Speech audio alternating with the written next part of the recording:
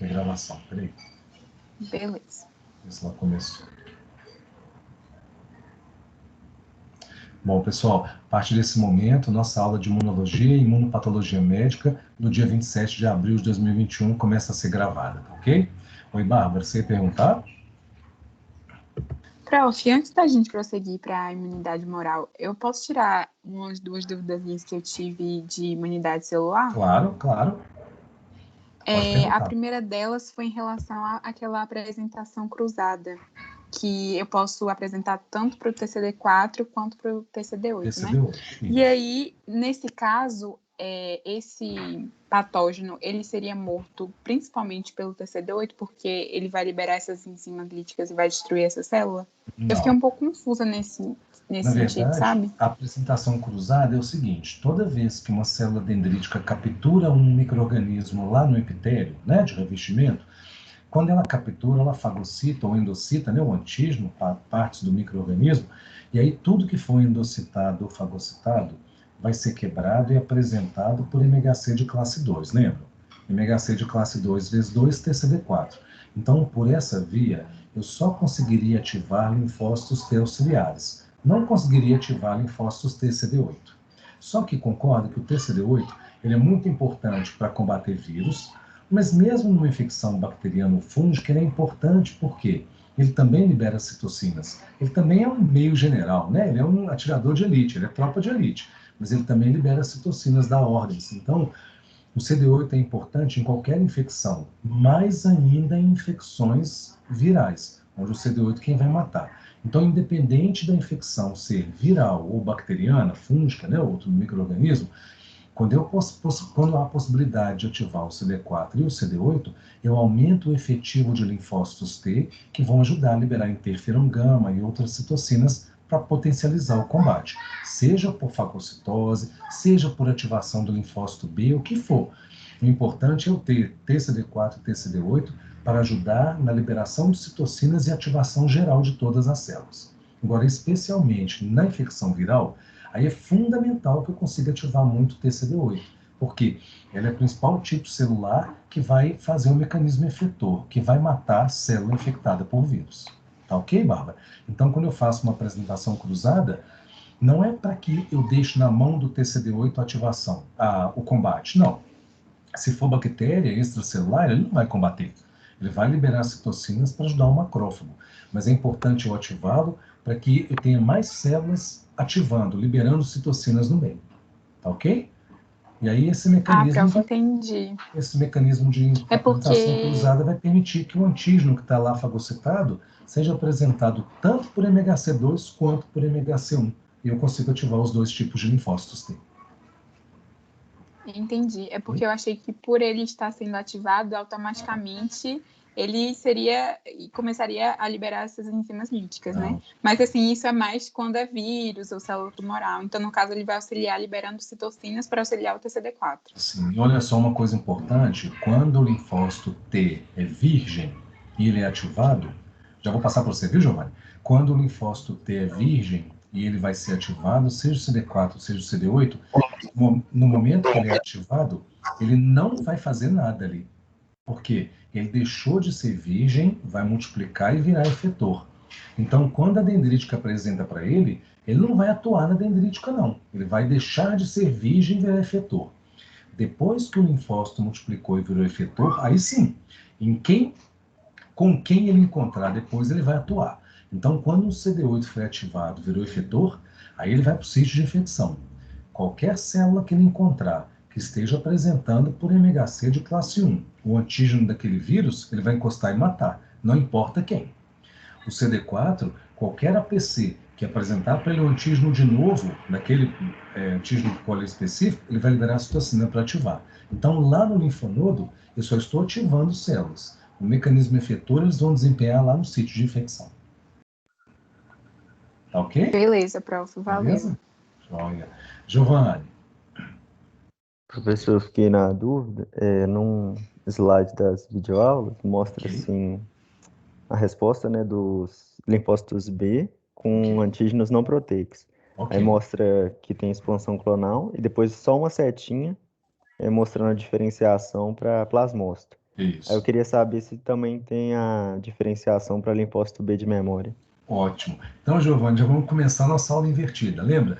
Nós combinamos que hoje eu ia postar, como eu postei na semana passada, as videoaulas. Vocês teriam a semana para assistir. Hoje, mais um pedacinho da aula, para quem não teve tempo, né? Às vezes tem outros compromissos, mas para assistir e rever. E agora eu vou fazer a aula invertida. Então, agora eu vou começar a fazer questionamentos para vocês. Vou sorteando aqui. Fulano, responde para mim aí. Vamos embora.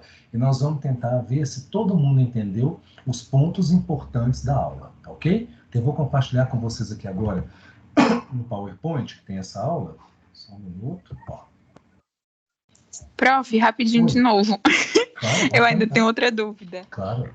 Naquele momento, da celular ainda, naquele momento que o TCD4 ele vai se diferenciar em TH1 e TH2, Okay. assim, além do tipo de infecção, que no caso vai ser ou por uma bactéria, ou no outro caso, por causa de um euminto, eu posso dizer que o que induz essa diferenciação, além dessa infecção, é o PAMP e a IL-12? A presença delas duas? Ou é só a infecção? Não, na verdade, o que vai direcionar a diferenciação para mais TH1 ou mais TH2, ou até para o TH17, lembra que é um outro subtipo? É o tipo de citocina que as APCs estão liberando naquele momento. Então, olha o que acontece. Para que um linfócito general seja ativado, um TCD4, uma APC profissional tem que chegar até ele no linfonodo, lembra? Essa APC teve contato com o patógeno. E quando ela chega, ela só chega porque ela teve um contato com o patógeno, capturou os antígenos ou ele e levou para o linfonodo. Deste contato com o patógeno é que vai haver uma estimulação dessa APC. Então, cada tipo de patógeno vai interagir de forma diferente com as APCs. O vírus, a bactéria, o fungo ou o verme interagem de forma diferente. De acordo com a interação que ele teve, com os tipos de PAMP que esse patógeno liberou, essa APC vai ser estimulada a liberar citocinas como IL-12, ou IL-6, ou IL-1, né, ou IL-17. Alguma citocina TGF-beta, alguma citocina essa célula vai liberar. Então, o que vai acontecer?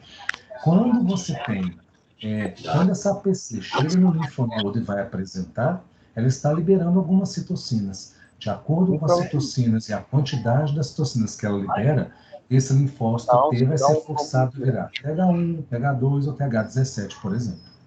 Tá ok? Mas se você Então, colocar, o jeito você como encheu o ele patógeno todo e irrita a trancou. PC é que vai estimulá-la a produzir alguma citocina que vai forçar a Então diferenciação. pega muito fogo mesmo, pra tudo quanto é canto.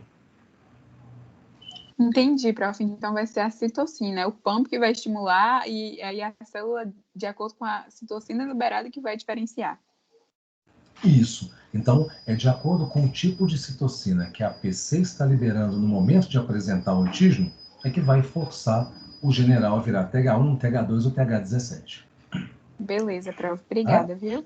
E ele vai produzir citocina de acordo com o tipo de irritação, de estímulo que o patógeno fez nele. Ok? Beleza. Então, joga. E, para terminar, juro, prof. Não, pode perguntar. Assim, em relação àquele mecanismo de golpe letal, que você fala que a perfurina perfura e entra as granzimas e ativa as caspases. Isso, caspases. No caso de uma célula tumoral, ela vai inibir a ativação das caspases? Como ela vai ser meio que uma célula imortal, porque ela não vai sofrer apoptose? Tá. Não, na verdade, quando uma célula tumoral for atacada por um TCD8, ela vai morrer, né? O que acontece é que a célula tumoral vai desenvolver mecanismos de escapar dessa resposta. Então, um mecanismo que é comum, dois mecanismos comuns da célula tumoral para escapar da morte são, primeiro, ela não apresentar antígeno. Então, ela diminui a apresentação de antígenos internos por MHC1. Se ela não apresenta muito antígeno, ela vai ser pouco enxergada, vamos dizer assim, pelos linfócitos TCD8. Então, ela não vai ser morta. E um segundo mecanismo que é muito comum é que essa célula tumoral, ela sofre mutações continuamente. Então, é uma célula que está... a gente fala que ela está com uma instabilidade genômica, porque como ela não tem os mecanismos de reparo do DNA e ela não tem a estabilidade do controle da fita quando ela multiplica, e ela multiplica muito rápido, a célula do câncer faz mais mitose que a célula normal, o que acontece? À medida que ela vai multiplicando, as células filhas dela vão acumulando novas mutações. Se muta de novo aquele gene, concorda que o RNA mensageiro e a proteína produzida serão diferentes? Então, a cada mutação, um antígeno que essa célula estava apresentando, aí ela apresentou hoje, começou a ativar a resposta imune. Daqui a 7 dias é que começa a chegar anticorpo e linfócito TCD8, concorda? Só que aí, na semana que vem ela sofreu mutação nesse gene. Então esse antígeno não existe mais, não é mais apresentado por ela. Então algumas células começam a apresentar um novo antígeno. Aí eu tenho que ir lá no linfonodo ativar um outro clone de linfócito para montar uma resposta contra esse antígeno. Começou a montar, sofre outra mutação. Então ela vai escapando. A cada nova mutação que a célula adquire, ela escapa daquela resposta que foi montada anteriormente. Então é como se fosse correr atrás do rabo, né? Se correndo, correndo, correndo, não pega nunca. Porque à medida em que a resposta imune é montada, a célula sofre nova mutação. Então tem que montar uma outra resposta para aquele antígeno. Tá ok? E tem vários mecanismos. Obrigada. Tem célula tumoral que libera citocina imunossupressora e L10, e aí naquele meio fica cheio de L10, e aí você não consegue, por exemplo, montar uma resposta efetiva para combater. Então tem muitos mecanismos de evasão, de escape das células do câncer para conseguir sobreviver. Na verdade, a célula do câncer só se instala e sobrevive se ela conseguir enganar o sistema imune. Se ela não conseguir enganar, o sistema imune vai acabar com ela. Aí o câncer não cresce. Tá ok? Entendi, prof. Muito obrigada. Aí acabou tudo já. Nós vamos ver na nossa próxima aula, que a gente vai começar a falar de imunidade de tumores, nós vamos ver de forma assim, geral, né, gente? Não especificamente de um determinado tipo de câncer, mas de um modo geral, quando eu tenho uma neoplasia, que é um tumor, o que acontece de interação do tumor com a resposta imune para que eu possa fazer uma vigilância imunológica e que eu consiga debelar uma célula maligna, né, uma célula mutante. E aí, quando isso não acontece, quando eu tenho a perda desse equilíbrio aí, desse monitoramento, a célula então escapa da resposta imune, vai multiplicar e instala um câncer, né, um tumor primário no corpo da pessoa. Tá ok? Então, vamos lá? Ó, alguém mais, gente, tem alguma dúvida do conteúdo anterior? Pode ser de imunidade, como é que fala? Imunidade celular, alguma coisa para trás? Alguém tem alguma dúvida? Tudo bem? Oi, pode perguntar. Eu tenho uma dúvida na ligação entre os dois mecanismos da inata com a adquirida, okay. E essa ligação induzida por meio, por exemplo, de vacinas. Porque assim, eu estava pensando o seguinte, tem a inoculação e tudo mais, tem intramuscular. Sendo intramuscular, a gente vai acabar atingindo o conjuntivo, lá no conjuntivo vai ter uma PC e tudo. Lá nessa PC ele vai acabar apresentando. Isso. Então, tipo, essa apresentação, ela vai ser guiada pelo vírus, assim, só caso do vírus encontrar lá aleatoriamente, ou vai ter alguma outra forma de guia, assim, que ele entra na célula? Yuri, na célula, não, no corpo. Ah, tá. Aí a gente tem dois mecanismos diferentes. Se você está fazendo a injeção intramuscular de um vírus vivo, por exemplo, da febre amarela, quando você injeta, né, o vírus da febre amarela, ele é um vírus atenuado, ele está vivo, ou seja, quando ele for injetado, ele vai se espalhar no corpo, vai entrar em células, vai atingir corrente sanguínea, tanto é que algumas pessoas, uma parte considerável das pessoas que tomam a vacina de febre amarela, elas têm febre, mal-estar, né? Tem sinais de dor de cabeça, sinais de uma infecção viral, porque ela está com uma infecção viral. Só que é um vírus atenuado, ele não é capaz de causar dano. Então, ele não é capaz de causar... não é capaz de causar morte do paciente, dano, mas ele causa uma infecção, então ele vai espalhar nas células. Então, nesse caso, como é que vai ser feita a ativação? Você vai ter várias células do corpo com o vírus replicando dentro delas, o vírus saindo, infectando novas células e o ciclo continuando. E aí, o que vai acontecer? Em várias partes do corpo, você vai ter APCs capturando esses vírus e apresentando para linfócitos T. Então, você vai ter também o vaso linfático drenando vírus e antígenos dele de vários tecidos para linfonodos, chegando até os linfócitos B.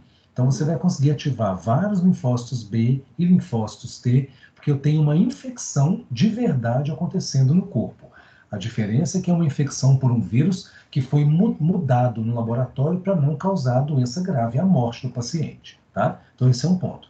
Então, nesse caso, a vacina está imitando uma infecção normal, como nós estudamos, ok? Várias partes do corpo, várias células infectadas, então eu tenho drenagem linfática, cai no sangue, vai no baço, ativo T, ativo B e tudo mais. Quando eu estou injetando vacina, por exemplo, da hepatite B, que é só proteína recombinante, não tem o vírus inteiro, tem algumas proteínas do vírus, proteínas que são muito bem apresentadas por quase toda a população mundial e muito bem reconhecidas por linfócitos T e B, que geram uma resposta vigorosa, tá? Quando eu injeto então, no músculo, essa proteína não vai causar infecção, ela vai se difundir no tecido. Concorda que você injeta com um adjuvante? Já ouviram falar disso? A vacina tem os antígenos do micro-organismo que você queira, né? Para qual você quer imunizar, e ela vem com um adjuvante. O que é esse adjuvante? O adjuvante é um alúmen, né? Às vezes tem um sulfato com hidróxido de alumínio, um adjuvante de Freund, alguma molécula que vai fazer o quê? Essa molécula, ela é altamente irritativa para a célula apresentadora de antígeno. Ela tem um papel parecido com o do pump, é como se fosse um pump artificial. Então, ela se liga nas APCs e irrita, ativa bastante a APC. O que a APC faz? Ela fagocita bastante os antígenos injetados ali e ela produz um tanto de citocina, se locomove, ela aumenta a expressão de ômega C para apresentar muito antígeno, e aí essas células vão se dirigir para o linfonodo mais próximo, o que cai no sangue vai para o baço, vai ativar no baço também a resposta imune, e aí eu vou ter a ativação de clones específicos de linfócitos B e T para aquela proteína que eu injetei, aquelas proteínas recombinantes ou para a proteína recombinante que eu injetei. Aí a resposta ela é mais focada. Eu vou ativar menos clones diferentes de linfócitos, mas vou fazer uma produção imensa deles. Eu vou ter uma memória muito grande para menos tipos de linfócitos T e B. Ficou claro, Yuri? Sim, é porque eu estava pensando, por exemplo, tem algumas vacinas, principalmente essas de RNA que a gente já usa para HPV, por exemplo, que também tem substâncias irritativas e tudo, e a gente ainda tem uma adição de algum outro medicamento, que eu esqueci o nome, eu li o artigo, mas esqueci o nome. A gente tem, tipo, o transporte do RNA de sentido positivo numa bolha de gordura. Aí essa bolha de gordura entraria na célula e tudo mais, e lá o RNA de sentido positivo ia começar a usar os aparatos do citoplasma e tudo mais. Isso, do retículo endoplasmático. Isso. Mas aí não seria apresentado só para TCD8? Porque ia produzir MHC1, não? Como é que induz isso como é que a gente induz o resto? Quando você faz vacina de RNA, o RNA não é a fita da molécula para a qual eu vou ativar, concorda? Ele é ácido ribonucleico, né? Então, quando você aplica, você tem que ter um veículo que um grupo vai apresentar, não vou antecipar aqui, um grupo vai apresentar para a gente, mas tem que ter ele disponível de alguma forma, um veículo que permita que esse RNA de fita positiva entre na célula, aí vai entrar na célula muscular, concorda? Que é onde foi injetado, ou no fibroblasto ali dentro, né? Que está na região. E aí, esse RNA vai entrar na célula e a célula vai começar a traduzi-lo, como se fosse um RNA que a própria célula fez. Só que ele não é fita positiva, então ele está pronto para entrar, acoplar um ribossomo e já começar a fazer a síntese da proteína. Então, se é um RNA, como por exemplo, para proteína spike do SARS-CoV-2, a célula então vai começar a sintetizar a proteína spike, e aí já está acoplado no ribossomo. Vai para o Golgi, transporta, e aí a célula começa então a secretar uma quantidade imensa de proteína S no meio extracelular. Então, essa quantidade de proteína S ali é que vai ser capturada, quebrada, apresentada e levada para o linfonodo e apresentada para o linfócito T. Então, quando eu faço uma vacina de RNA, eu vou estimular as minhas células, porque eu recebi, a produzir a proteína a partir daquela fita, e aí eu vou produzir a proteína do vírus, as minhas células. E aí essa proteína produzida é estranha, eu não tenho tolerância para ela, concorda? Porque ela não foi testada no timo. Então, eu tenho linfócito TIB, né, na medula, não foi testada, específico para ela. Quando chegar no linfonodo, no baço, eu vou ativar os clones de linfócitos TIB e vou conseguir expandir e fazer uma grande ativação de linfócitos TIB específicos para aquela proteína. Aí é só para uma. Pode até ser que ela seja quebrada em 4, 5 pedaços e eu ative 5 clones de linfócitos TIB, por exemplo. Não é só um clone, mas é restrito. É só para aquela proteína. Ah, tá, entendi. Ok? Então, tipo,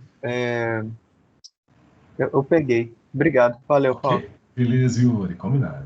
Paulo, Oi? só pegando carona nessa última parte que você explicou aí, Oi, isso Fernando. tem relação, por exemplo, com a resposta da AstraZeneca, por exemplo, ser melhor ou pior, depende do ponto de vista, para quem está gripado ou tomou a vacina da gripe também? Não.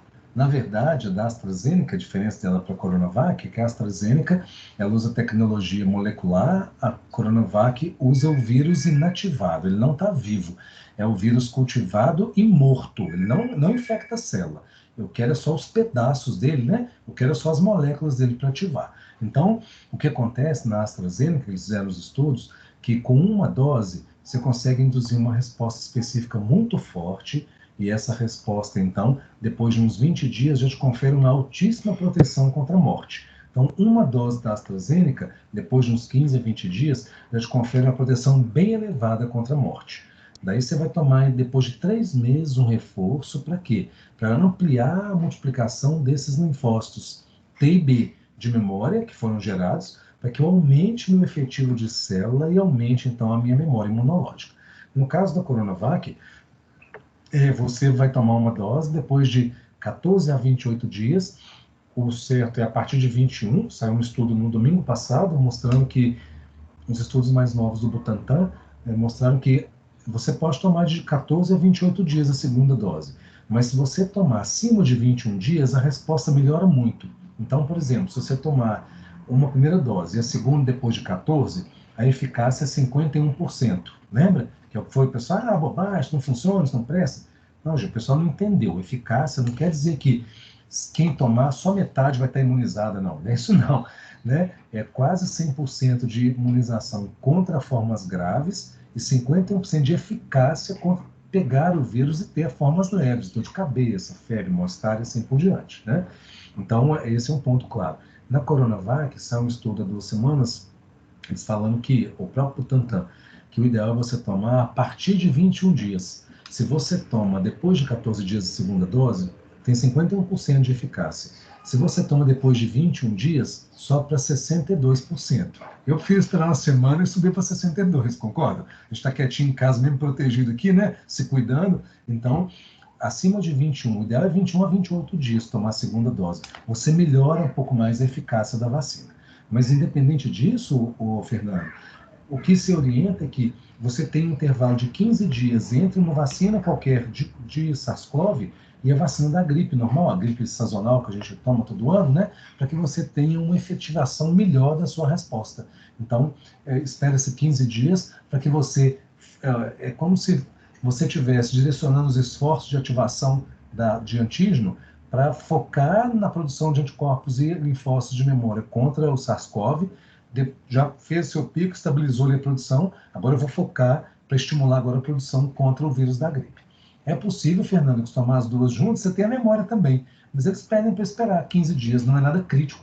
Se a gente tivesse no risco, talvez, muito iminente de morrer das duas doenças, é possível que mandasse tomar no mesmo dia, um em cada braço. Toma e vamos embora, paga para ver. Né? Então, assim, e outra coisa que acontece também, Fernando, é que as duas vacinas podem dar reação. Né? São duas vacinas que podem dar reação. Então, tem pessoas que sentem mal. Então, se você tem das duas, vai ficar muito ruim na semana, né, que você tomar. Então, você toma só uma, você tem uns 3 dias lá, a AstraZeneca é 2, 3 dias, a pessoa fica com mal-estar e passa. A gripe também. Então, você tem 3 dias de mal-estar com uma, depois de 15 dias, 3 dias com a outra e acabou. Né? Não está somando as duas. Mas nesse sentido. Mas, independente da vacina para o coronavírus, você deve esperar 15 dias para tomar da gripe. E agora, por exemplo, eu tomei Coronavac daqui a 2 semanas. Eu podia até tomar agora, essa semana vai fazer 15 dias. Eu não vou tomar, não, porque eu não sei se a prefeitura vai antecipar o calendário da Coronavac, então eu vou esperar tomar a segunda da Coronavac, 15 dias eu vou tomar da gripe. Né? Eu vou tomar atrasado da gripe, mas como está mais protegido, né? Quem está se protegendo da Covid está mais protegido da gripe, porque é mais difícil pegar a gripe do que o SARS-CoV, né? O influenza transmite é mais difícil pegar do que o SARS-CoV. Então, se você está com tudo de proteção para o SARS-CoV, é bem difícil pegar a gripe, né? A influenza, tá? Eu te perguntei porque aconteceu exatamente o contrário com a minha mãe. Ela que tomou aconteceu? Da gripe e aí anteciparam a da SARS-CoV lá na minha cidade. Aí ela tomou com 4 dias. O médico falou: não, toma da. Tinha as duas, né, na cidade. O médico falou: toma da AstraZeneca e não toma outra. E aí eu fiquei com dúvida. Porque não, se tinha qual que ela tomou primeiro? Tem spike ou coisa do tipo. Não. Mas qual que ela tomou primeiro, na primeira dose? Ela tomou a gripe. E aí, não, ela não tinha tomado nem a primeira dose da Covid. Ela tomou a gripe. No início da semana, adiantaram a da Covid. E aí, no final da semana, o médico falou: não, toma a AstraZeneca e não a da Coronavac. Tinha disponibilidade das duas. Podia escolher, na verdade, o médico recomendou a AstraZeneca. Na verdade, o que o médico deve ter recomendado é que, como a AstraZeneca é muito específica para uma proteína apenas, né, você vai ter menos expansão de clones diferentes de linfócitos. Talvez por isso. Mas, assim, eu nunca vi estudo falando que, nesse caso, é melhor tomar uma do que a outra, não. Viu, Fernando? Eu acho que não faz, assim, muito sentido, não. Eu procurei sobre e também não vi resposta nenhuma. Certamente, ele pensou, como a AstraZeneca ela é contra uma proteína só, a outra, se injetar um vírus, a Coronavac, se ativar uma quantidade imensa de clones diferentes, de linfócitos T e B. No caso da AstraZeneca, poucos clones, né? Porque é uma proteína apenas que vai ser produzida, né? Que vai ser antigênica, que vai ser exposta ao seu corpo. E como é tudo muito novo, né? Não tem muita pesquisa. Você vai pesquisando e não vai achando nada. Gente, o que tem de especulação, né? Assim, e o que tem de fake também, nossa senhora, tem gente ignorante ainda falando que se eu tomar a vacina eu vou pegar. Não tem nenhuma vacina do coronavírus de vírus atenuado. Então, ninguém vai pegar o vírus tomando a vacina. Não existe o vírus atenuado na vacina. Então, isso não vai ter, né? Diferente da poliomielite, vai falar, tomei a VOP e peguei. Pode até ser que tenha uma mutação e pegue. Mas da coronavírus não tem jeito. Então, assim, tem muito fake aí, né? Muita gente desviando o foco, né? Isso é ruim, né? Muito ruim pra gente, né? Então, pessoal, vamos lá? Desculpa, mais uma vez. Sem problema. Eu estava pensando aqui, enquanto isso, então, tipo, no caso de vacinas de RNA, por exemplo, a gente vai selecionar uma parte por biotecnologia. Então, tipo, a gente vai pegar ela, vai selecionar, vai colocar um reporter e um UTR para a gente selecionar a parte que a gente quer para produzir a proteína spike, né? Porque eu li que ainda tem 2 outras proteínas intracelulares, então a gente vai pegar só a da spike, e as outras 2 não, né? Na verdade, o que essas vacinas têm utilizado é só a proteína spike. Então, você vai fazer o sequenciamento gênico, né, das cepas do vírus que estão circulando. Então, a AstraZeneca fez do ano passado, pegou a proteína spike, fez a síntese do RNA mensageiro da fita positiva, colocou lá, né, no veículo, vai injetar nas pessoas e as pessoas vão produzir aquela fita. O que é um risco que a gente pode ter, Yuri? O vírus está apresentando novas mutações, inclusive nesta proteína, que é chave para ele entrar na célula.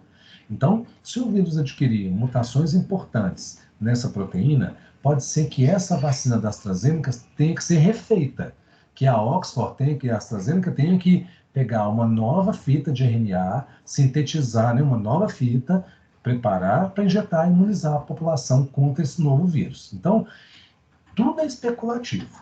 Até agora, parece que a AstraZeneca consegue pegar as variantes existentes ainda, né? Parece. A Coronavac testaram também, ela pega a P1, a P2, as variantes do Brasil e da África do Sul, ela consegue pegar. Então, consegue cobrir. Agora, tudo depende do tempo. Pode ser que o vírus continue espalhando. Vocês viram na Índia o caos que está lá? Esses países subdesenvolvidos não tem nem notificação direito. Então, você nem sabe o que está acontecendo lá dentro, né? Países de ditadura muito fechados também, você não sabe o que está acontecendo lá dentro.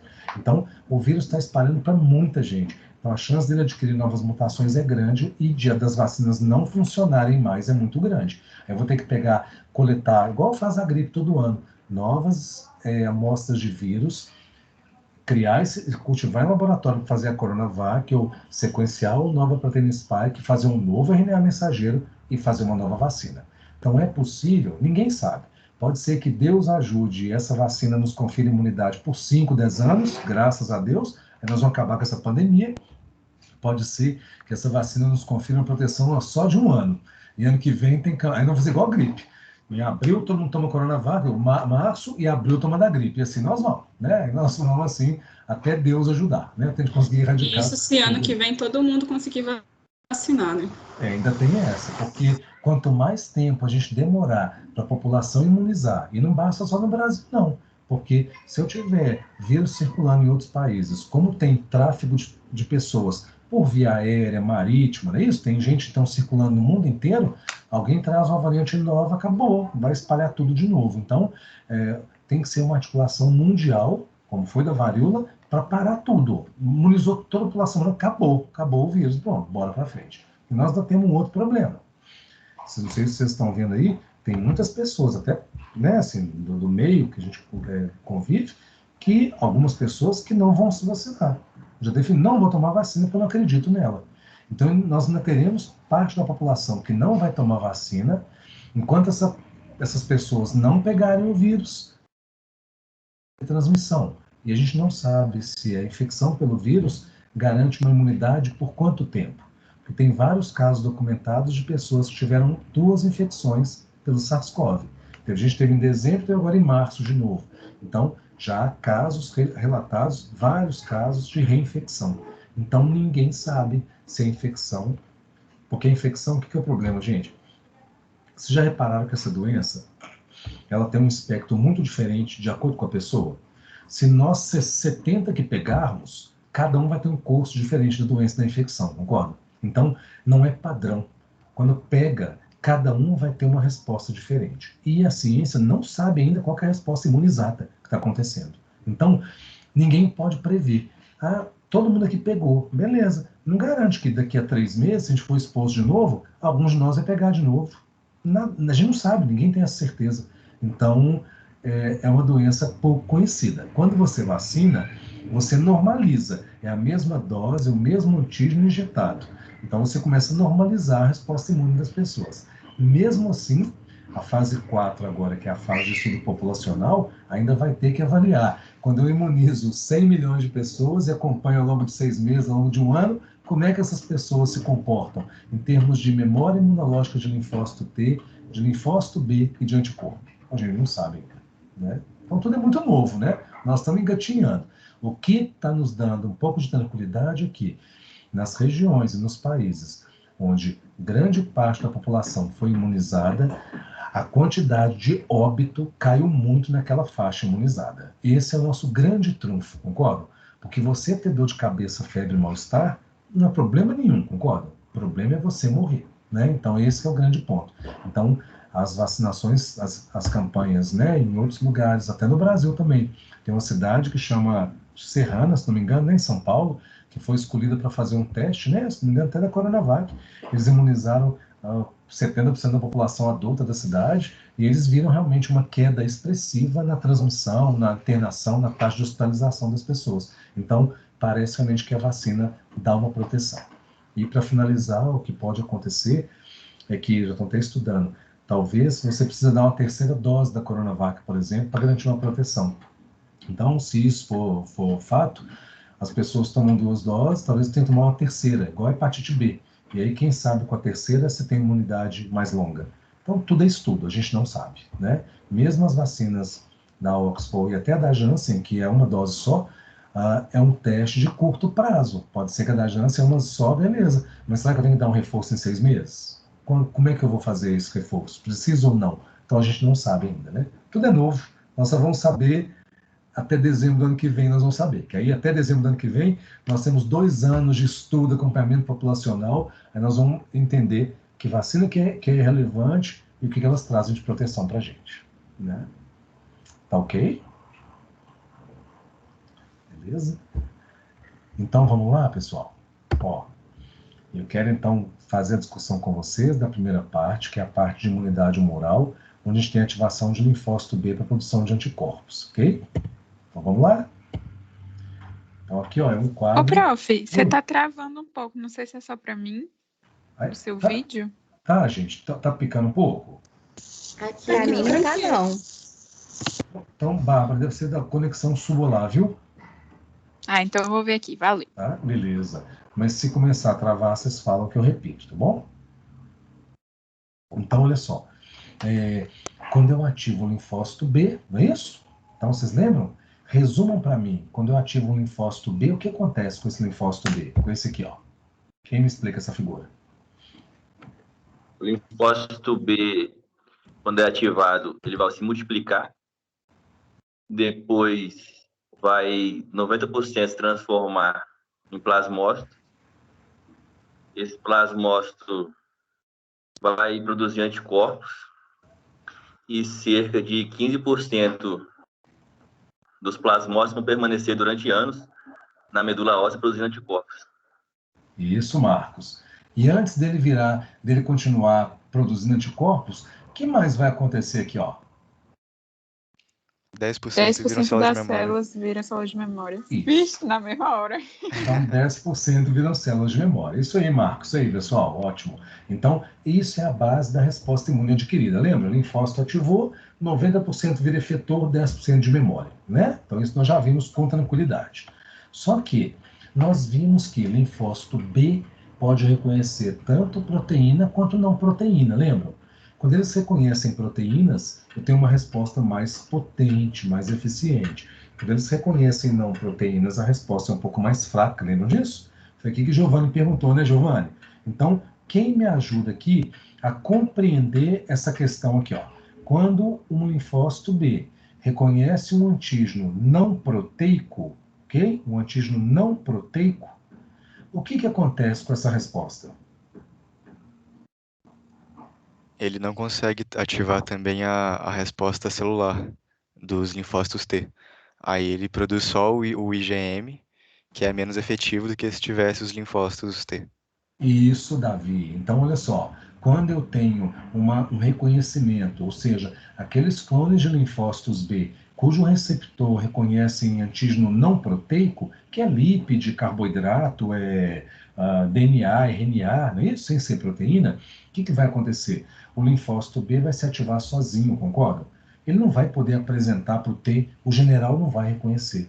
Sem o general, sem citocina, eu não consigo deixar a minha resposta mais potente. Então, o que vai acontecer? O linfócito B ativa e multiplica, né? Como o Davi falou. Só que todos eles vão se tornar plasmócitos e vão produzir apenas IgM. Então, não haverá produção, ativação e produção de linfócitos B de memória. Ok? Não haverá ativação de linfócitos B de memória, produção de linfócitos B de memória. Tudo bem? Paulo? Oi. Nessa questão aí, então essa infecção vai demorar a ser combatida, né? Porque não? Essa é a pergunta que eu fiz para vocês agora aqui. Se eu tenho uma infecção, entrou um micro-organismo, concordam? Ok? Se entra um micro-organismo, pode acontecer de eu só produzir IgM? Entrou uma bactéria, um vírus ou um fungo? Pode. Porque não vai ter ativação do linfócito T, né? Para fazer com que o linfócito B troque o IgG, né? Então, me explica um exemplo de uma infecção, pode ser vírus, fungo, bactéria, protozoário, na qual eu não vai haver, então, ativação do linfócito T. Quando o antígeno não é proteico. Mas aí vamos pensar, em que situação que eu tenho uma infecção onde não há antígeno proteico? Necrose celular? Mas aí necrose, o antígeno é próprio, né, Fernando? Então, se o antígeno é próprio, não vai gerar ativação da resposta imune, lembra? Não ativa o linfócito B. Fala, Giovanni. Ô, Paulo, levantei a mão porque eu fiquei na dúvida se 15% desses plasmócitos também ficariam nesse caso. Ficariam. Então, não, nesse caso, não. Nesse caso, onde o plasmócito faz IgM, eles não continuam. Não ficam os plasmócitos de longa vida. Tá? E nesse caso, não. Tá? Prof, obrigado. mas assim, eu fico com uma dúvida também nessa questão da resposta antígeno não proteico, porque essa ligação do antígeno anticorpo tem uma afinidade menor, sabe? Nós Eu vamos não ver consigo depois. entender. Nós vamos ver Tá. depois. Calma lá. Eu só quero perguntar para vocês. Me explique em qual situação haveria uma infecção microbiana sem antígeno proteico. Vírus sem cápsula? Mas não, vamos pensar. Veneno de cobra ou veneno, alguma coisa do tipo, esse tipo de veneno? Aí, isso aí, Caterina, aí não é infecção, aí é intoxicação. Eu até concordo com você. Se eu injetar uma substância pura que não é proteína, eu posso ativar só esse linfócito B que reconhece antígeno não proteico. Concordo com você. Mas pensando em infecção. Seria algum micro-organismo que não tem aquelas partes específicas que eles reconhecem como antígeno? Davi, eu vou te perguntar. Para ser vivo, tem que ter o quê? Material próprio. Para ser algo vivo. Isso aqui é um ser vivo. Ele tem que ter o quê, obrigatoriamente? Tem que ter célula. Material genético. Metabolismo próprio. Célula? Em termos de, a bactéria é uma célula, né? E ela é viva. Tem que ter metabolismo próprio? Mas em termos de composição de moléculas, para eu falar que isto aqui é um ser vivo... Eu pensei em material genético, mas não sei. E o que mais, Davi? Proteína? Proteína. Vocês concordam? O material genético é só o código para fazer proteína. Quem funciona é proteína, concordam? Quem é enzima é proteína, quem faz constituição é proteína, quem faz transporte é proteína, não é isso? Quem faz estrutura e reação química é proteína, não é isso? Na célula. Então, não existe micro-organismo sem proteína.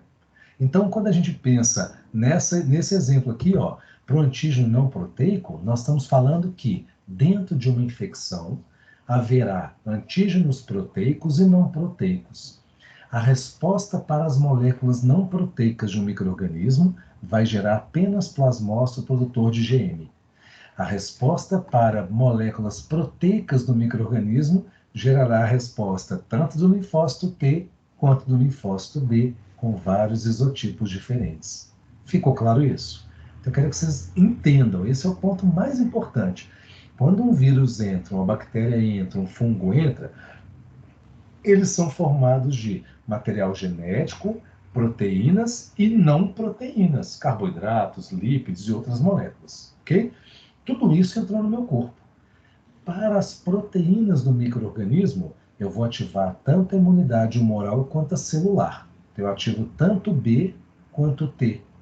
Para os antígenos não proteicos, eu ativo só o B.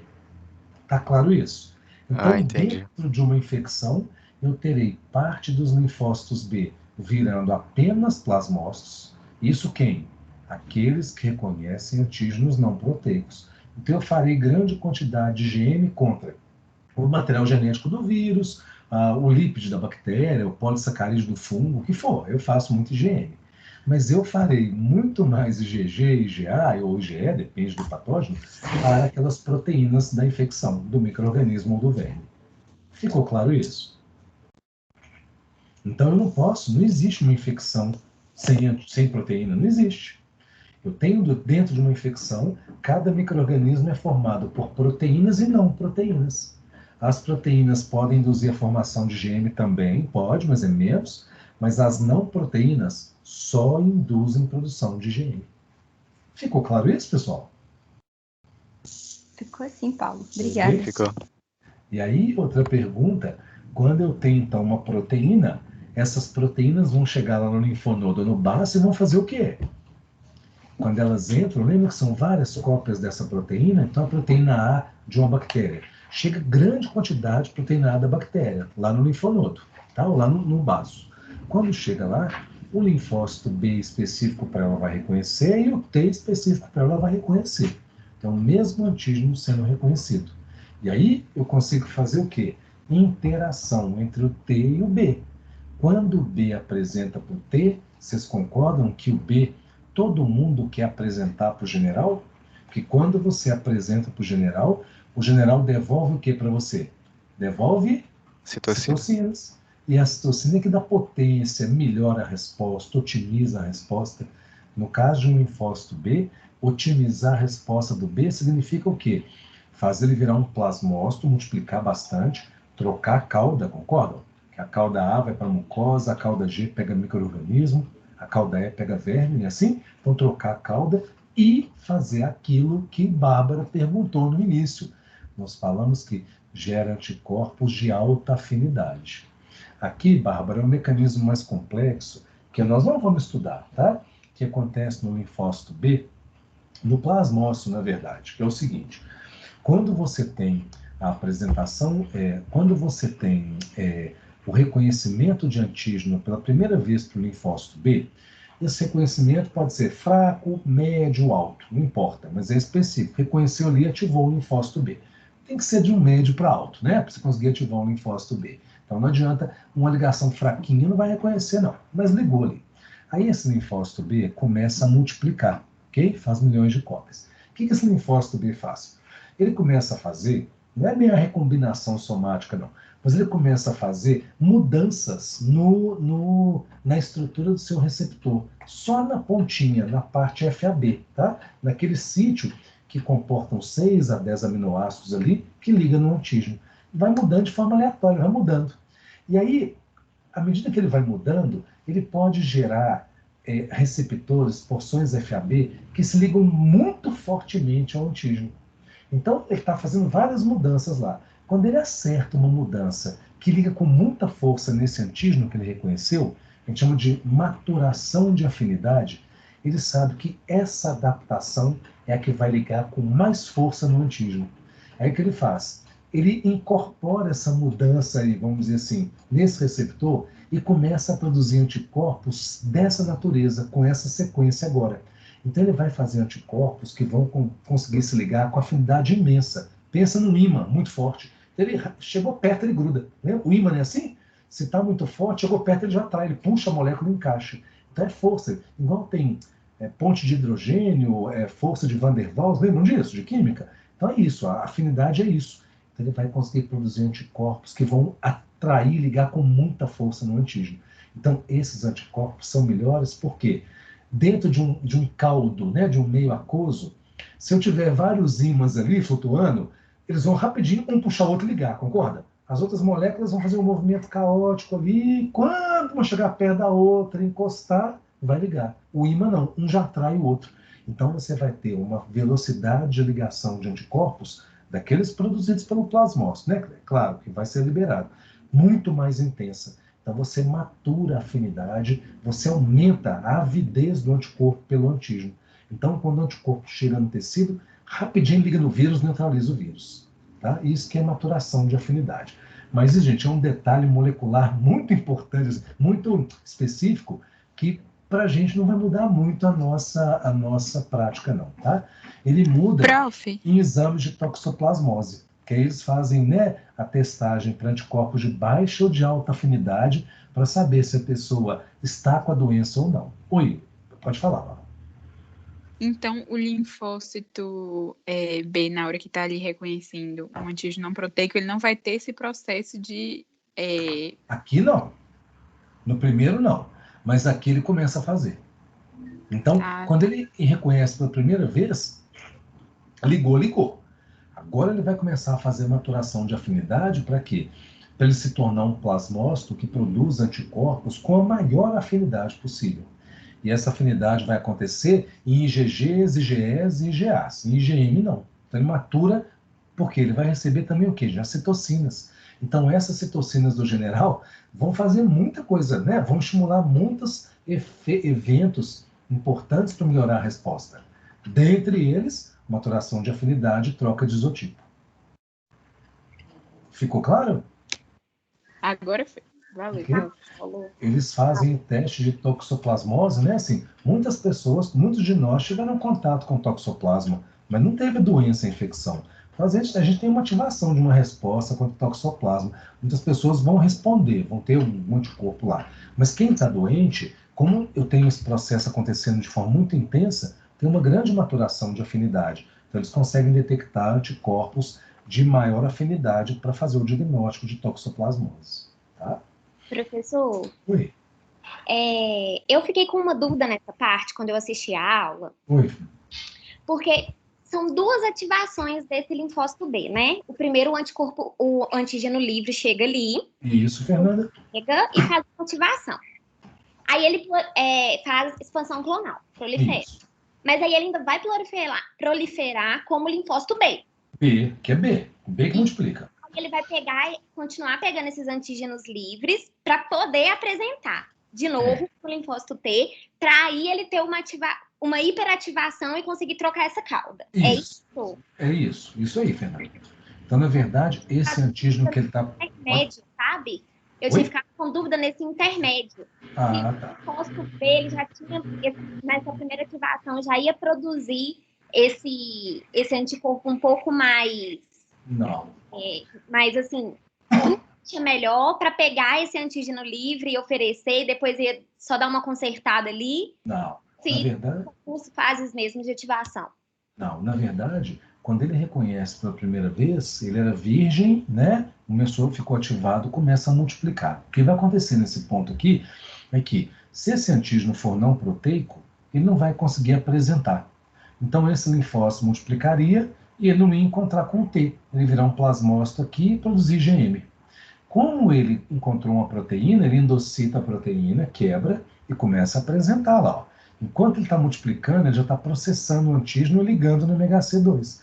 Assim que ele encontrar com o general, que já está ativado, já é efetor, ó, o general vai reconhecer esse antígeno e vai liberar interferon gama ou IL-4, ele vai fazer ele trocar a cauda e maturar a afinidade do anticorpo. Então, todo esse processo está acontecendo enquanto ele é B. Tá? Esses milhões aqui vão encontrar com milhões de generais. E vão, cada um que encontrar recebe citocina e vira um plasmócito e troca de isotipo. E ele vai ficar um plasmócito extremamente potente. Ok? Obrigada, viu? E outra coisa, Fernanda, parte desses linfócitos B aqui, ó, que multiplicaram, quando encontrarem com o linfócito T, não vão virar plasmócito, vão virar linfócito de memória. Então parece que ele só vira de memória quando ele encontra com T. Então ele precisa encontrar com T para virar de memória. A grande dúvida da imunologia é o que 10% dessas células têm que fazem com que, quando ela encontra com o general, ela vire um B de memória ou não vire plasmócito? Ninguém sabe ainda. Por que 10% dessas aqui, ó, não vão virar efetoras, vão virar de memória? Ninguém sabe ainda. Então esse é um mistério ainda. Né? O fato é que em torno de 10% não vão se ativar, vão virar de memória. Ok? Tudo bem, pessoal? Prof, então, assim, é como se esse linfócito T, além de induzir a troca de isotipo, ele vai estimular uma hiperativação do linfócito B, é isso? Vai. O T vai... Eu não vou nem chamar de hiperestimulação, não. Ele vai melhorar ele vai melhorar o produto final, que é o plasmócito. Então, ele vai otimizar a ação do plasmócito. Tá? Fazer um plasmócito autoprodutor de anticorpos de alta afinidade com troca de isotipo. É isso que o T vai fazer no B. É melhor dessa forma mesmo, porque você fica parecendo que ele se ativa 2 vezes, mas na verdade é só reforçando, né? Justamente. Com o macrófago encontrou no PAMP e ativou. Quando o CD4 vem apresentar para ele, ativa de novo. Então, eu estou só aumentando o grau de ativação.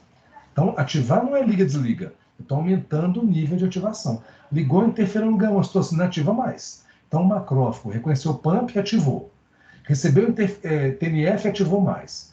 Reconheceu o TCD4, interagiu, ativou mais. E vai só aumentando a ativação. São graus de ativação. Tudo bem? Beleza, prof. Beleza. Professor. Oi.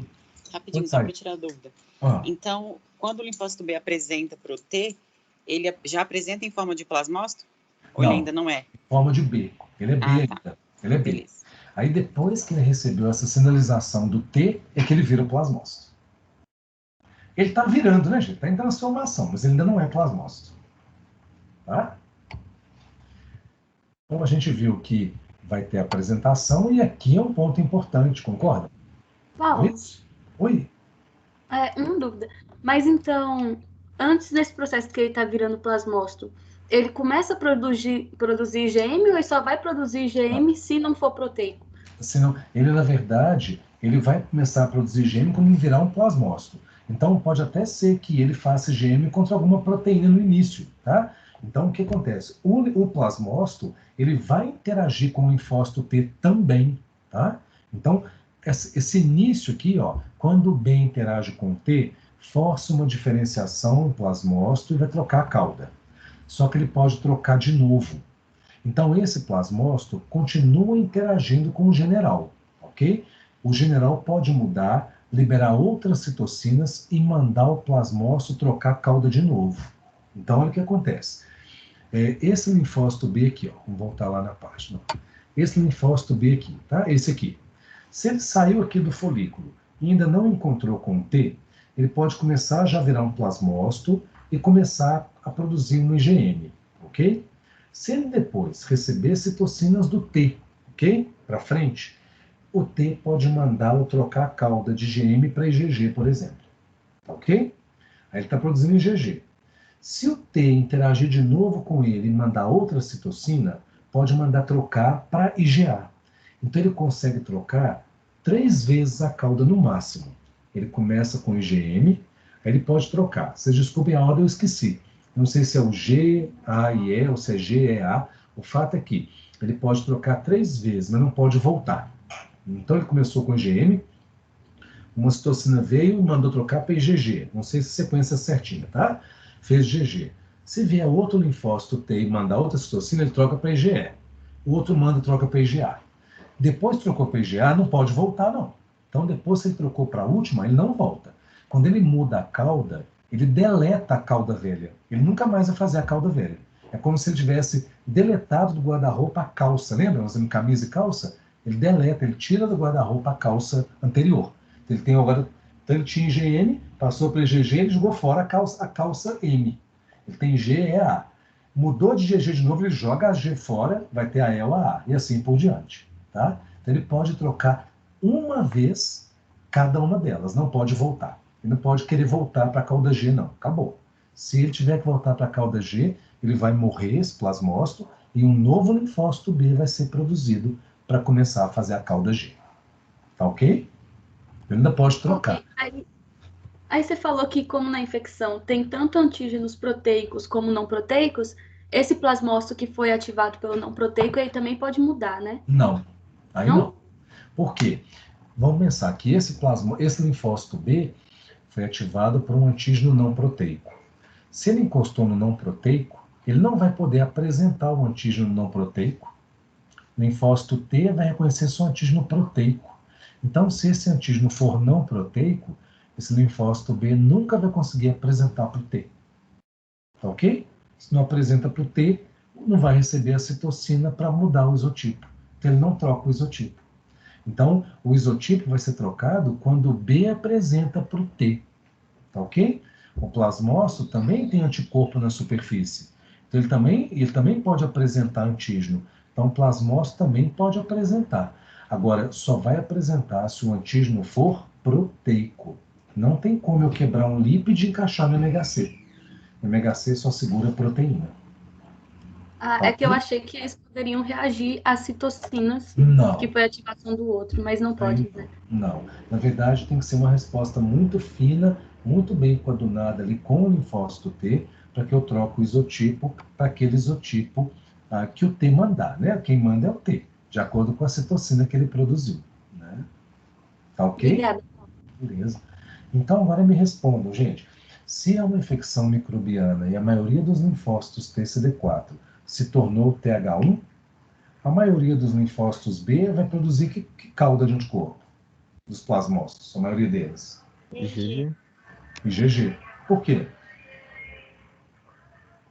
Que é específico para micro-organismos. Não. Por quê? Mas por quê? Porque vai fazer fagocitose, ativação de complemento. Ele é opsonizante e ele estimula mais a fagocitose. Mas isso é para quê, né? Para quê? Para estimular a fagocitose. A minha pergunta é, por que em caso de infecção microbiana, a maioria dos linfócitos B vai virar um plasmócito produtor de IgG? Não para quê? Por que isso vai acontecer? Interferon gama? Isto. Por quê? Porque a maioria dos linfócitos T será TH1 e vai liberar interferon gama, concordam? Que vai mandar trocar para IgG. Se for infecção por verme ou alergia, a maioria dos T será TH2, lembram? O TH2 vai fazer o quê? Professor, tá aí uma dúvida minha. Oi. Você falou quando vai transformar em TH1 e TH2? Okay. Que o macrófago ele é irritado, né? Pelo micro-organismo e no verme ele não é irritado. Por isso não que ele... e aí... Rasteira, mais ou menos, né? O linfócito T mesmo produz IL4 para ele virar TH2. Tá, mas aí na hora de apresentar lá no antígeno, ele apresenta o que do verme para entender que é um verme? Proteína. Mas essa proteína da onde? Porque ele não consegue fagocitar, ele não consegue pegar nada ali, o macrófago, entendeu? Mas lembra, mas o verme está ativo. O verme está metabolizando, secretando coisas. Então, o verme, ele consome alimentos nossos e secreta moléculas. Então, o verme... Isso. Enquanto ele está multiplicando, metabolizando, ele está liberando moléculas dele, que são estranhas para a gente. Essas moléculas vão ser capturadas e apresentadas. Ah, tá. Agora clareou. Entendeu? Então, não é porque ele foi fagocitado. Pedaços dele, ou moléculas que ele libera, que serão fagocitadas, endocitadas e apresentadas. Porque eu fiquei assim, gente, mas não fagocita. Vai tirar da onde esses pedacinhos, entendeu? Agora eu entendi. Isso, daquilo que o verme libera, né? Ok? Vamos continuar? Deixa eu voltar aqui, ó. Então, de acordo com o tipo de linfócito T que foi mais intensamente diferenciado, mais TH1, mais TH2, eu vou ter citocinas que vão estimular a trocar ou para IgG ou para IgE. E aí a gente viu uma coisa, acho que na videoaula tinha para vocês, muitas vezes o linfócito B, ele está fazendo IgG, por exemplo, né, virou um plasmócito, e aí quando ele vai para a mucosa, isso é comum, infecções de mucosa, o plasmócito costuma ir para a mucosa e não para a medula óssea. Ele se dirige à mucosa bucal, mucosa respiratória. Quando ele chega lá, eu tenho linfócitos T na mucosa que são grandes produtores de TGF-beta. Então, quando o plasmócito, por exemplo, chega lá na mucosa, ele pode trocar para IgA. Ele é induzido a trocar por IgA. Porque quando ele interagir com os linfócitos T que ficam na mucosa, esse linfócito T vai liberar citocinas que vão induzir, então, a troca de isotipo para IgA. Por isso que, quando o plasmócito chega perto da mucosa, ou na lâmina própria da mucosa, ele pode ser estimulado a trocar a cauda para IgA e vai secretar um anticorpo, então, que vai ser secretado nas mucosas. Tudo bem? Então, existe uma circulação, as células vão movendo no corpo, e de acordo com a interação entre elas, vão mudando, então, a classe do anticorpo. Tudo bem? Esse slide é o mais importante de todos. Quem me explica?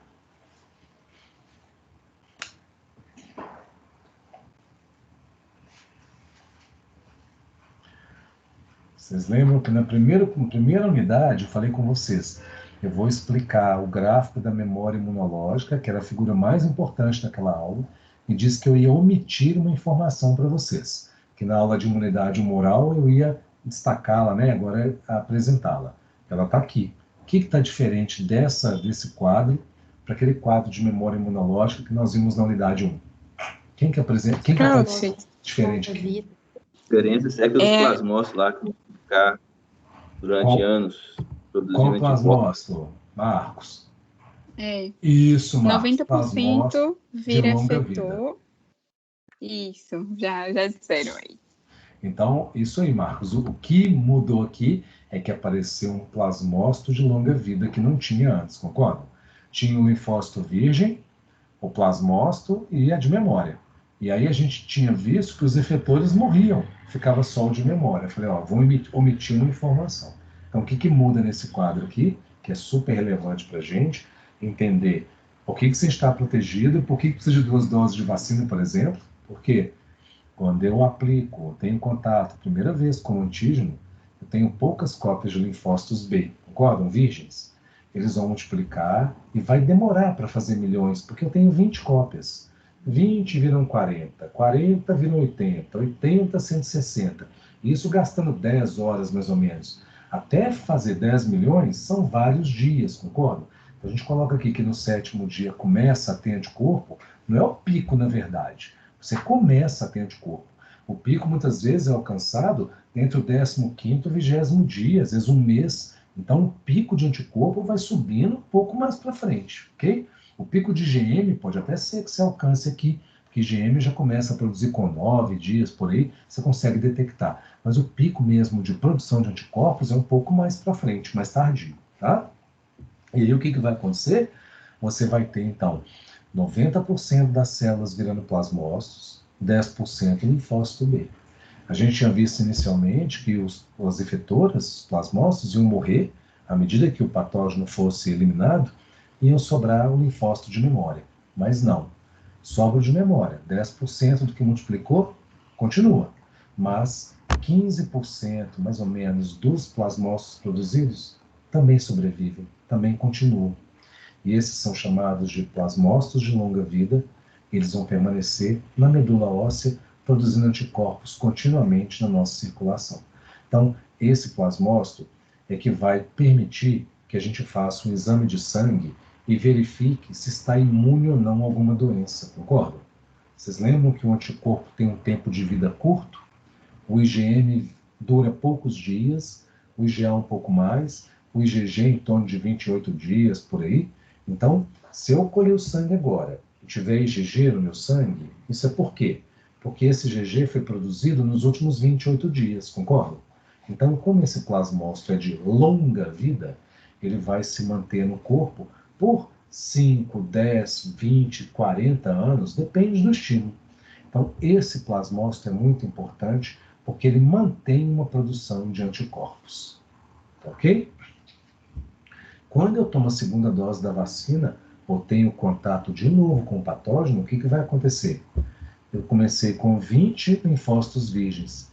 Agora eu começo com 1 milhão de linfócitos de memória. 1 milhão, em 10 horas, viram 2 milhões. Mais 10 horas, 4 milhões. Mais 10 horas, 8 milhões. Então, em 30 horas, eu já fiz 8 milhões, o que eu demorava no mínimo 7 dias ou muito mais para fazer na resposta primária, no primeiro contato com o patógeno. Daí a importância de eu expor o organismo mais de uma vez para melhorar a minha memória imunológica. Então, algumas vacinas ou algumas situações de infecção conseguem estimular tanto que essa curva vai lá em cima no primeiro contato. E aí vai manter um nível alto. Outras não. Sobe um pouco, no segundo contato sobe um pouco mais, no terceiro vai um pouco mais ainda. Ok? E aí eu vou ter, em vez de 10 milhões, 100 milhões de células multiplicadas, por exemplo, 90%, 90 milhões de plasmócitos, 10 milhões de células de memória. Então, eu já vou ter a quantidade que eu fiz no primeiro contato. Já vou estar no meu corpo com ela guardada lá. E com outra vantagem. Das 90 milhões de células efetoras, são plasmócitos, estou chutando o número aqui, tá, gente? 15% vai continuar. Então, 12 milhões continuam. Então, se eu mantenho 12 milhões de plasmócitos, eu vou conseguir manter a produção alta de IgG. E aí, nessa segunda resposta, a maioria dos plasmócitos produz IgG, ou IgA, ou IgE, e não IgM. Tá bom? Por quê? As células de memória que ficaram são específicas para antígenos proteicos ou não proteicos?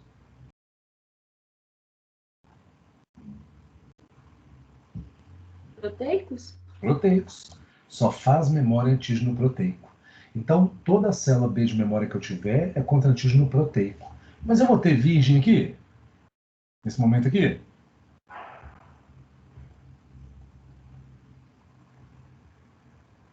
Nesse Não. dia aqui... Acredito que não, prof. Vai. Sua medula não Vai. produz todo dia célula nova? Todo dia tem célula virgem. Tá. Então, aqui eu vou ter 20 células virgens, concordo? E 1 milhão de células de memória. As virgens vão reconhecer também.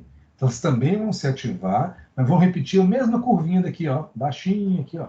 Só que vão produzir também. Então, eu vou ter IgM, concorda? Eu também vou ter IgM, mas vou ter muito mais GG, assim, disparado do que IgM. Então, na primeira infecção, eu vou ter mais IgM do que na segunda infecção. Tá ok? Porque o linfócito B só reconhece antígeno proteico. Ok?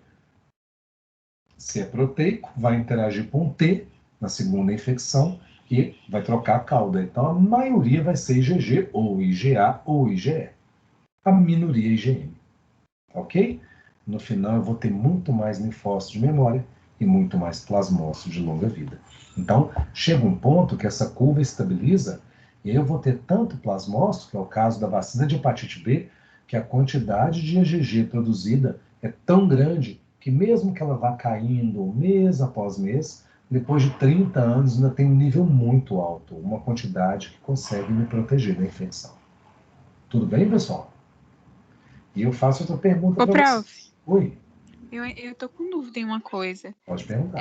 Assim, por que essas células B de memória, ativadas ali no caso na reinfecção, elas vão ter que se diferenciar de novo em plasmócitos de longa vida se eu já tenho um aporte aqui, são aqueles 15% dos plasmócitos que ficaram? Mas eu tenho 15% de uma quantidade pequena, 10 milhões. Agora, além dos 1.200.000 que ficaram aqui, eu vou ter mais 15% de 90 milhões, mais 12 milhões. Eu vou para 14,5 milhões de plasmócitos. Então, a cada reexposição, eu aumento, eu expando. Isso aqui é exponencial, elevado ao quadrado, lembra? Quanto mais tiros eu der, mais desafios eu fizer ali, né? O challenge que a gente fala imunológico, mais células eu vou conseguir no final. Então, por isso que você dá a segunda dose da AstraZeneca ou da Coronavac, você joga isso aqui lá para cima, ó. Então, você vai manter uma quantidade bem alta de linfócito B e de plasmócitos de longa vida na medula. Tá ok? Então essa célula de memória, ela vai tanto diferenciar em mais plasmócito para ir para o sítio de infecção, secretar os anticorpos, e ainda criar um aporte maior de plasmócito de longa vida que já tem. Então, eu vou quadruplicar a quantidade. Eu vou aumentar tanto o plasmócito quanto o linfócito B, de memória. Vou aumentar os dois. Entendi, prof. Valeu. Ok? Pessoal, e os mecanismos efetores? O que vocês viram nele?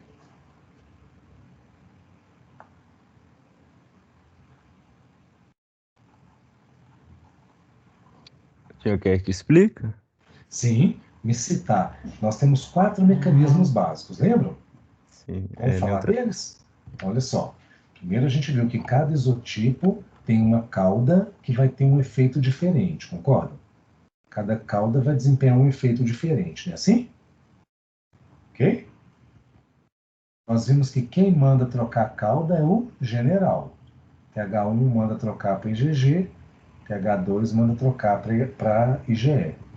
E aí eu queria que vocês me explicassem, então, cada uma das funções, cada um dos 4 mecanismos efetores, que é o ponto final da aula, para a gente compreender bem o que um anticorpo faz no combate ao patógeno.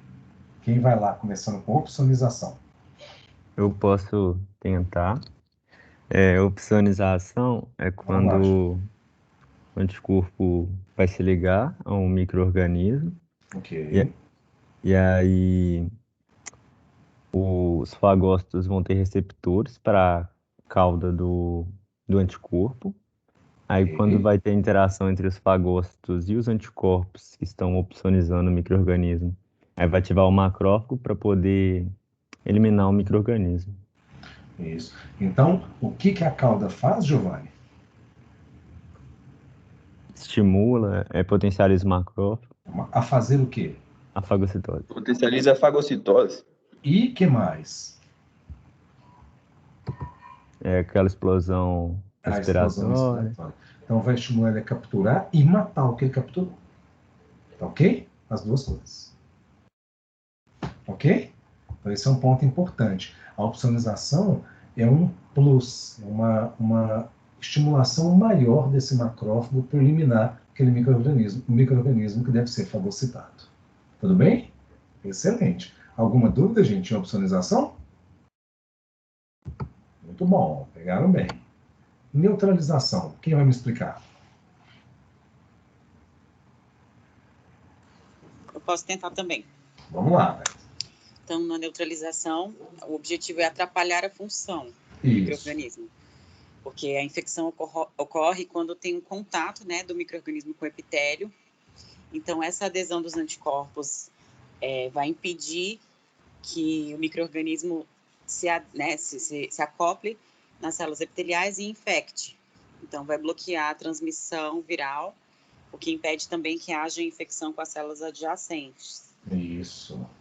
Então, a neutralização atrapalha. Por quê?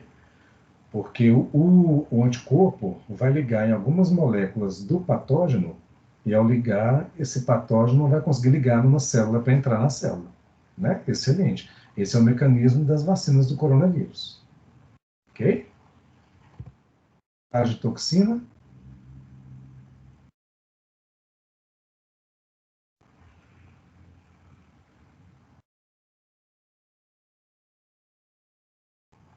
Eu posso tentar. Vamos lá. Da toxina, o anticorpo também bloqueia a entrada da toxina no receptor da célula, então não vai ter. Não tem um efeito na célula. Excelente, isso aí. Então eu estou neutralizando, eu não destruí a molécula de toxina, mas eu neutralizei e ela não vai conseguir, então, ligar na célula e causar o dano, a toxicidade na célula. Excelente, pessoal. Muito bom, hein? E esse aqui, com o verme? O que o IgE faz? Ele sinaliza para os eosinófilos se ligarem nele e soltar citocinas no tegumento. Citocina não. O que ele libera? Enzimas. Enzimas, isso aí. Confundi. Então, o IgE é importante porque onde tem a cauda de gelo girada, o eosinófilo consegue ligar e sabe que naquele é o lugar onde ele vai liberar enzimas para tentar digerir e matar o verme. Excelente. Simples, né, gente, o mecanismo? E o complemento? Quem vai me explicar? Aqui que é mais complexo.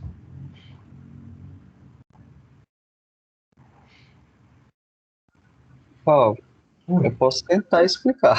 Manda abraço, vamos embora. Vamos lá. Sistema do complemento é uma série de proteínas produzidas no fígado e elas são inativas, só que elas são ativadas quando elas entram em contato com a infecção. Então, elas saem do sangue, a gente tem uma facilitação, elas saem junto com o exudato e tudo mais, e lá elas vão ter uma série de proteínas do complemento, nomeadas com C e numerologias, que vão ir se acoplando e recrutando cada vez mais para elas conseguirem compor como se fosse um complexo que vai ir até a proteína C9, e lá nessa C9 ela vai perfurar a parede bacteriana, e com isso a gente vai promover um canal de comunicação que vai inchar mais a célula, porque o meio da bactéria intracelular ela é mais concentrado do que o resto. Então, por isso, a gente vai acabar ela vai ficar cada vez mais túrgida até que ela sofra lise. Então seria isso? Isso aí. Na verdade, osmótica, no caso. Eu tenho mais sódio fora das células do que dentro. Se eu abro poros, o sódio tende a entrar. Lembra, as células têm bomba de sódio e potássio, não sei se vocês viram isso. Então a célula fica sempre bombeando, 3 sódios para fora, 2 potássios para dentro. Ela sempre força para ter pouco sódio dentro. Se eu abrir um tanto de buraco, o sódio quer entrar, ele foi bombeado, e quando ele entra com água. Então ele entra e a bactéria fica túrgida e explode, a lise osmótica. Isso aí, né? E aí, gente, para entender esse mecanismo, tem 2 formas de ativar, concorda? Como que eu posso ativar o complemento? A via alternativa, a proteína que começa a se ligar é a C3. E liga em quê? Polissacarídeos. Isso, polissacarídeos que os micro-organismos normalmente têm. E a via clássica? A clássica, quem começa é C1 e se liga a anticorpos. Isso. Então, na clássica, eu preciso ter anticorpos GG ou IgM ligados previamente no patógeno. Não é isso? E aí me conta uma coisa. Várias reações químicas vão acontecer, não importa para a gente a reação. No final vai fazer o que o Yuri contou para a gente, formar o poro. Mas aí me conta, se a C3 já liga direto no polissacarídeo, para que ter a C1? Para que ter anticorpo? Para incrementar tanto a inata quanto a adquirida para destruir o micro-organismo. E esse incremento, Giovanni, vai fazer o que no final das contas? Por que é importante eu ter incremento nesse ponto? Vai potencializar o combate ao O MAC? De que forma, Davi? Eu acho que com as duas vias vai quebrar mais C5 e vai produzir mais MAC. Isso aí, Davi. Então, o que acontece? Como eu faço poros na bactéria, né, aqui, ó. Quanto mais poro fizer, mais rápido eu mato, concorda? Então, quanto mais poro eu fizer, mais rápido eu mato essa bactéria.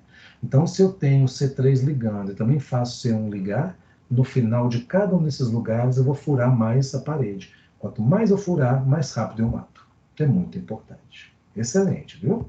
Por isso, quando chega adquirida, o combate fica mais rápido, mais eficiente, porque eu consigo fazer mais poros na parede bacteriana e matar essa bactéria mais rápido. E, além disso, o complemento tem mais duas funções aqui em cima. Ó. Quem me explica? Existe a função inflamatória, que é quando algumas partes das proteínas são liberadas, elas são os mediadores inflamatórios, estimulam a inflamação. Isso, e faz quimiotaxia também, né, João? Que é muito importante, atrai célula de defesa para matar aquela bactéria. Isso é muito importante. E que mais? E aqui em cima?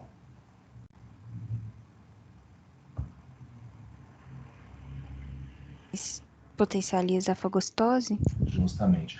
Então, lembra que a opsonização, que é colocar tempero, tanto o IgG faz isso, quanto moléculas do complemento, como C3b, C4b também faz. Então, moléculas do complemento ligadas à bactéria também temperam essa bactéria para ela ser fagocitada mais rapidamente. Então, o complemento é multiuso, concorda?